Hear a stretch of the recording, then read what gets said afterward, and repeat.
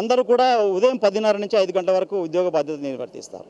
కానీ నేను నా 29 సంవత్సరాలలో 5 గంటలకు కూడా ఫైల్స్ వెంటనే తెచ్చుకొని ఇంటి దగ్గర హోంవర్క్ చేసేది. మార్నింగ్ కూడా హోంవర్క్ చేసుకొని వెళ్ళి ఆ యొక్క లబ్ధిదారులకు వెంటనే పని రోజులలో పూర్తి చేయడానికి నేను ఎప్పుడు ప్రయత్నం చేశాను. మధ్యాహ్నం పూట నిద్రపోవటము, లేజితనము, తిరగటము, నా యొక్క సమయాన్ని వృధా చేయటం నా జీవితంలో లేదు. అలా చేయటం మూలంగా నా పనిలో అవుట్పుట్ ఎక్కువ వచ్చింది. సతీమణి సహకారము ఈ మెమోరియల్ అసలు చాలా అద్భుతం అని చెప్పొచ్చు. నేను రాత్రి 11 వరకు పనిచేసిన, 12 వరకు పనిచేసిన, ఫీల్డ్కి వెళ్ళి రాష్ట్ర వ్యాప్తంగా ప్రతి గ్రామము, మండలము, జిల్లా అలా లేకుండా ఎడతెరిపి లేకుండా తిరుక్కుంటూ వచ్చినా కూడా వాళ్ళు నాకు సహకారం చేసేవాళ్ళు.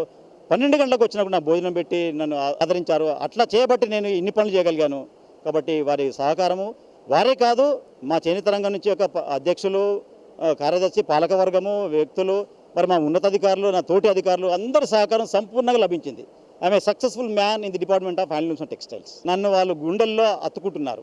అసలు సిరిసిల్లలో 1915లో అప్పటికి 14లో బాగా ఆత్మహత్య జరిగేటువంటి కాలం.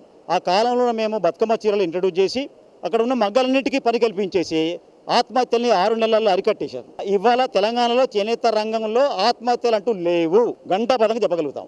ఎందుకు అంటే వారి కొరకు ప్రభుత్వము అనేక రకాలైనటువంటి ఉత్పత్తి ప్రత్యామ్నాయాలు చూపించి మగ్గానికి 360 రోజులు పని కల్పించాము. అది చేనేత మగ్గమా, మరమగ్గమా, ఏ మగ్గమైనా ఏ కార్మికుడైనా కూడా పని కల్పించేసి వారికి ఆదాయాలు పెంపొందింపజేయారు. కేటీఆర్, ప్రస్తుత గవర్నమెంట్ కూడా మన తుమ్మల నాగేశ్వరరావు గారు, రేవంత్ రెడ్డి గారు కూడా అసలు వారి పెద్ద ప్రణాళికతో ఉన్నారు. మొత్తం ప్రభుత్వ ఆర్డర్లు, ప్రతి డిపార్ట్మెంట్ యొక్క బట్ట ఆర్డర్లన్నీ కూడా మా చేనేతకు ఇవ్వడానికి. ఇక మాకు 365 రోజులకు సంపూర్ణమైన ఉపాధి దొరికేటువంటి అవకాశం. నేను మాటలలో థ్యాంక్స్ చెప్పలేను. My service continues to be serving the department.